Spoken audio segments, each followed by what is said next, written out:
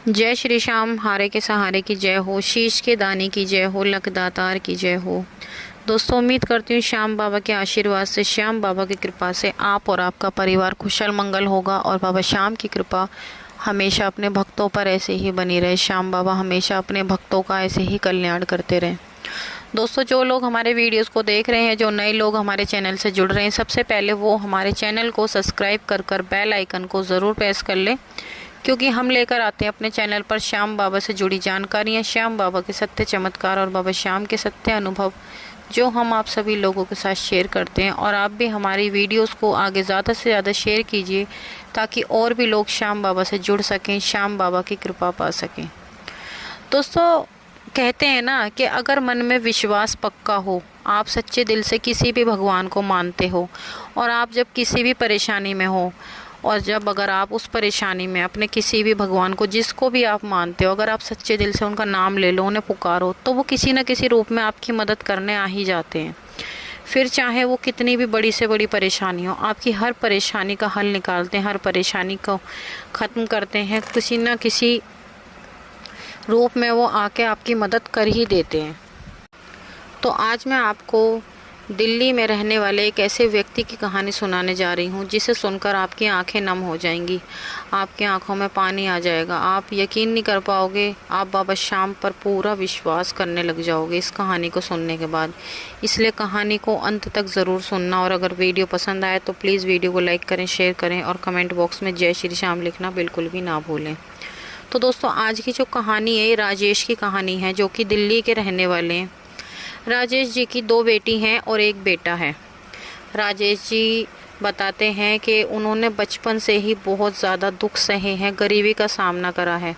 उनके माता पिता भी गरीबी के साथ लड़ते लड़ते ही इस दुनिया से चले गए। अब राजेश जी हैं, वो बिल्कुल अकेले पड़ गए थे अपने माता पिता के जाने के बाद। जो उनके चाचा ताऊ थे, उन्होंने भी उनको अपने साथ नहीं रखा।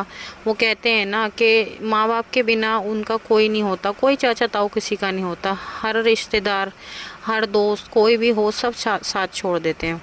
अगर आपकी जेब में पैसे हों, साथ हो, तो सब साथ रहते हैं, बाकी वरना सब अपने भी पीछे हट जाते हैं।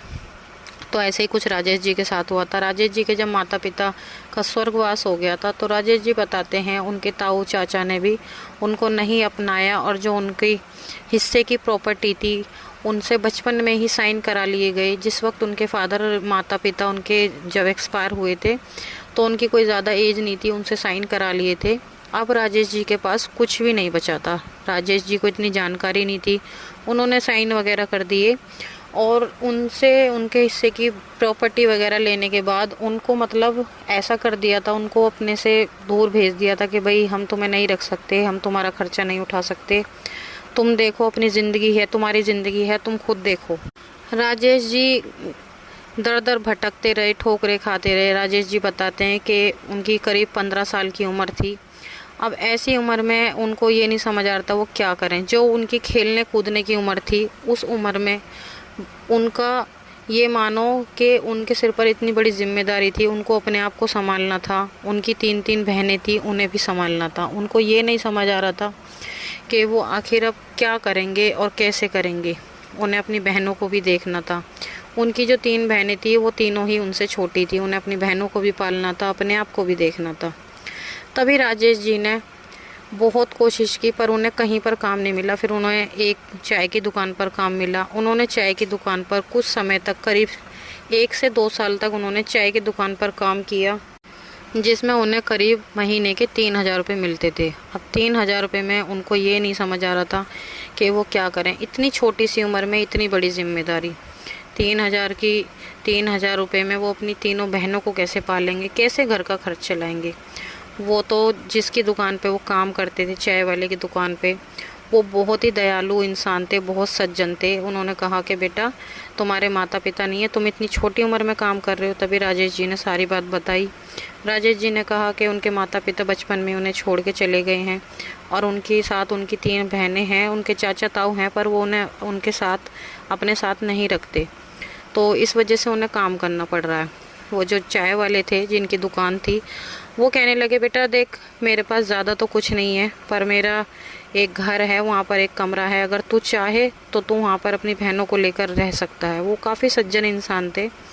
तो राजेश जी ने ऐसा ही किया, वो अपनी बहनों को लेकर वहीं पर रहने लगे, वहीं पर कमाते और अपनी बहनों का पालन पोषण करा। देखते ही देखते करीब 1.5 से 2 साल बीत चुके थे, पर अब राजेश जी का खर्चा चलना मुश्किल हो गया था। राजेश जी को समझ नहीं आ रहा था कि आखिर वो क्या करें। अब इन पैसों में उनका गुजारा नहीं चल पा रहा था। बहनों को सरकारी स्कूल में वो पढ़ा रहे थे, बहनें अपना सरकारी स्कूल में जाती थी और राजेश जी काम किया करते थे। उन्होंने अपनी पढ़ाई लिखाई सब छोड़ दी थी। फिर राजेश जी ने एक कपड़े की दुकान पे काम किया, जहाँ पर उनको मिले करीब 5,000 रुपये। 5,000 रुपये उन्हें मिले तो उन्होंने वहाँ पर काम करना शुरू किया। राजेश जी चाय वाले अंकल से कहने लगे कि अंकल, जब तक मेरा थोड़ा जुगाड़ नहीं हो जाता, मुझे 1 से 2 साल तक और आप अपने कमरे में रहने दो, मैं जो भी होगा आपका दे दूंगा जैसे तैसे करके। वो बहुत दयालु इंसान थे। उन्होंने कहा कोई बात नहीं बेटा, तू बिल्कुल चिंता मत कर, जब तक तुझे रहना चाहता है जब तक तू रह। वो अपना काम करते गए। जहाँ पर वो काम करने लगे कपड़े की दुकान पर, वो श्याम बाबा को बहुत ज़्यादा मानते थे, पर तनख्वाह बहुत कम थी। 5,000 रुपये उनकी तनख्वाह थी। तो राजेश जी सुबह जाते शाम को आते। बहनें कहती कि भैया तुम इतना लेट हो गई, तो राजेश जी कहते कि कोई बिना बैठे बिना काम करे पैसे नहीं देता, मुझे मेहनत करनी पड़ेगी, तभी तो तुम्हें देखना है, तुम्हें संभालना है। राजेश जी को दिन रात चिंता होती कि बहनों की शादी कैसे करूँगा। देखते देखते राजेश जी को करीब 6 से 7 साल बीत चुके थे वहाँ काम करते करते। राजेश जी करीब 22 साल के हो चुके थे। अब राजेश जी को लगा कि भाई अब मेरी बहनें भी बड़ी हो रही हैं, उनकी शादी कैसे करूं, पर उनके मालिक ने उनकी तनख्वाह नहीं बढ़ाई।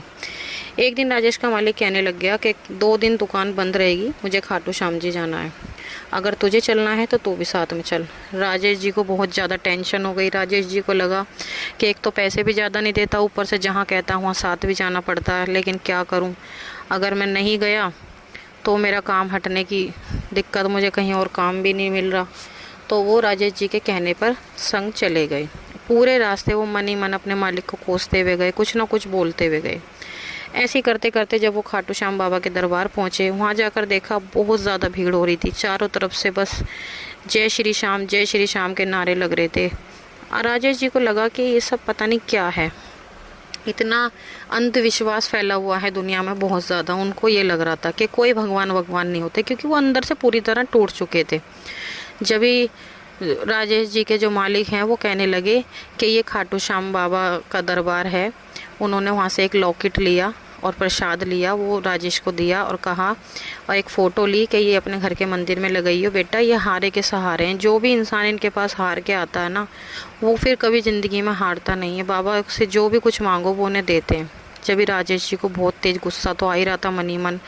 उन्होंने और कुछ नहीं कहा, उनके मुंह से सिर्फ एक बात निकली। उन्होंने कहा कि ये हारे के सहारे तो क्या मेरे 5,000 के 50,000 कर देंगे, ऐसा वो बोलने लगे। तभी उनके मालिक बोले कि बेटा वो तो बाबा श्याम अपने आप कुछ ना कुछ कर देंगे, तू बाबा श्याम से जो कहेगा बाबा तेरी ज़रूर सुनेंगे। ऐसा कहकर वहाँ से प्रसाद वगैरह लेकर वो घर आ गए। राजेश जी ने घर आकर बाबा की फ़ोटो अपनी बहन को दी, कहा कि मंदिर में रख देना और बाबा की पूजा वगैरह करना, ये हारे के सहारे। ऐसा कहकर वो डेली फिर से अपना वही काम पे निकल जाते। अब राजेश जी को तो टाइम मिलता नहीं, पर उनकी बहन डेली नियम से पूजा करती। उन्हें पता थी कि उनका भाई कितनी मेहनत करता है। वो डेली बाबा से प्रार्थना करती कि बाबा आप मेरे भाई को हिम्मत दो, ताकत दो और कुछ ना कुछ ऐसा करो, मेरा भाई बहुत कष्ट झेलता है। ऐसे करके वो बाबा से रोज़ प्रार्थना करने लगी। एक दिन जो जहाँ पर राजेश जी काम करते हैं वहाँ पर उनका एक दोस्त आया मुंबई से। उन्होंने अपना एक बहुत बड़ा होटल खोला था। तो वो कहने लग गया, यार मेरे को कोई लड़का नहीं मिल रहा, अच्छा मेरे को कोई ऐसा लड़का मिल जाए जो मेरा काम संभाल ले, मेरे को वहाँ पे लड़कों की ज़रूरत है। तो जब भी वो कहता है कि मेरे पास एक लड़का है, वो बहुत समझदार और ईमानदार है, अगर तू चाहे तो उसे रख ले। तभी उन्होंने राजेश से मिलवाया। राजेश से कहा कि बेटा तू इनके साथ मुंबई चला जा और वहाँ पर जाकर अपना काम वगैरह करियो। राजेश जी ने मना कर दिया। राजेश जी ने कहा कि नहीं अंकल, मेरी बहनें भी हैं, मैं कैसे मैनेज करूँगा, कैसे रहूँगा और आपका काम कैसे चलेगा। जब भी राजेश के मालिक ने कहा कि यहाँ की तू फिक्र बिल्कुल मत कर, यहाँ की फ़िक्र करेगा तो तू कभी कामयाब नहीं हो पाएगा, तू वहाँ पर जा और वहीं पर ये तेरा रहने वहने का इंतज़ाम अपने आप करा देंगे। राजेश जी उनका कहने पर अपनी बहनों को लेकर मुंबई चले गए। मुंबई जाकर उन्होंने जिनके यहाँ पर वो काम करने गए थे, उन्होंने एक फ़्लैट दिया जिसमें वो अपनी बहनों के साथ रह रहे थे और उनको अच्छी खासी 20,000 रुपये सैलरी दी, जिसमें राजेश जी को थोड़ी हिम्मत मिली, उन्हें अच्छा लगा। तो वो अपनी पूरी मेहनत और ईमानदारी से काम करते रहे। उन्हें करीब करीब 1 से 2 साल बीत चुके थे। उनका काम और ईमानदारी को देखकर उनके मालिक ने उनकी सैलरी 50,000 रुपये कर दी। और राजेश जी को जब उनकी सैलरी 50,000 रुपये उनके पहली बार उनके हाथ में आई, जब ही उन्हें वो बात याद आई, उन्होंने कहा कि मैंने बाबा से कहा था कि मैंने वहाँ पर कहा था क्या ये 5,000 के 50,000 कर सकते हैं, तो बाबा ने आज मेरी सैलरी 50,000 कर दी। तभी उन्होंने अपनी बहनों को कहा कि ये पैसे पकड़ो और सबसे पहले श्याम बाबा के आगे जाकर रखो, और बाबा शाम को प्रसाद लाकर बाबा को भोग लगाओ, और कल हम जाएंगे खाटू श्याम जी। और वो ऐसा कहकर उन्होंने घर में पूजा वगैरह की, बाबा को धन्यवाद कहा, और वो बहुत ज़्यादा फूट फूट कर रोने लगे, बाबा को बहुत ज़्यादा धन्यवाद बोला। फिर वो अपनी तीनों बहनों को लेकर श्याम बाबा के दर्शनों के लिए गए, बाबा को धन्यवाद कहा, और जब से वो बाबा को इतना मानने लगे, आज बाबा श्याम की कृपा से उनकी अच्छी खासी सैलरी है, और उन्होंने अपनी एक बहन की शादी कर दी है, साथ ही साथ उन्होंने अपना खुद का घर भी खरीद लिया है मुंबई में। तो दोस्तों ऐसे हैं हमारे श्याम बाबा। श्याम बाबा जब चमत्कार करने पे आते हैं ना, तो उनके चमत्कारों की महिमा को कोई नहीं समझ सकता। इसलिए आप बेझिझक बिना किसी लालच के बस जब भी श्याम बाबा के पास जाएं, बाबा श्याम को अपना सारा दुख बताएं। किसी के आगे रोने से अच्छा आप बाबा के आगे रोएं, बाबा को अपना दिल का हाल बताएं। बाबा आप सभी की ज़रूर सुनेंगे। बाबा सच में हारे के सहारे हैं। आज राजेश जी के पास श्याम बाबा की कृपा से सब कुछ है, और वो बहुत ही जल्द अपनी 2 बहनों की शादी भी करने वाले। तो आज की सत्य कहानी यहीं पर समाप्त होती है। आपको कैसी लगी कमेंट करके ज़रूर बताना। तो मिलते हैं कल एक और नई कहानी के साथ। जब तक के लिए सभी भक्तों को जय श्री श्याम।